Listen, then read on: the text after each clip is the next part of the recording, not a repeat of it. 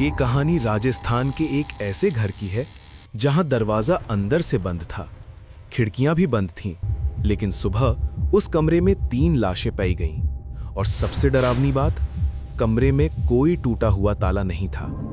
राजस्थान के एक शांत से कस्बे में शर्मा परिवार रहता था। घर में थे पिता रमेश शर्मा, मां सुनीता और उनका 12 साल का बेटा आरव। लोग कहते थे ये घर पुराना है, लेकिन कोई ये नहीं जानता था कि इस घर का पिछला इतिहास खून से लिखा गया था। एक रात पड़ोसियों को घर से बच्चे के रोने की आवाज आई, लेकिन अगली सुबह घर का मुख्य दरवाजा अंदर से बंद मिला।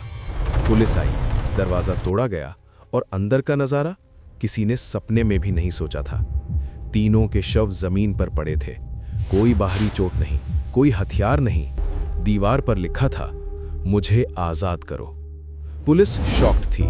फॉरेंसिक रिपोर्ट कहती है मौत रात 2:15 पर हुई, लेकिन उसी समय पूरा मोहल्ला बिजली कट की वजह से अंधेरे में था। जांच में पता चला 20 साल पहले इसी घर में एक नौकर को इसी कमरे में बंद करके मार दिया गया था।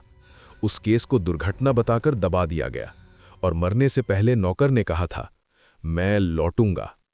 पड़ोसी के सीसीटीवी में रात 2 बजे घर के अंदर एक परछाई चलती दिखी, लेकिन डरावनी बात यह थी, परछाई का कोई प्रतिबिंब नहीं था। पुलिस ने कहा, यह इंसान नहीं हो सकता। पोस्टमार्टम में खुलासा हुआ, तीनों की मौत दम घुटने से नहीं बल्कि डर से हुई थी। हार्ट अटैक, एक साथ, एक ही मिनट में। लेकिन कहानी यहीं खत्म नहीं होती। 3 महीने बाद उस घर में रहने आए नए लोग भी एक ही हफ्ते में घर छोड़कर भाग गए, क्योंकि रात को उसी कमरे से आवाज आती थी, अब बारी तुम्हारी है।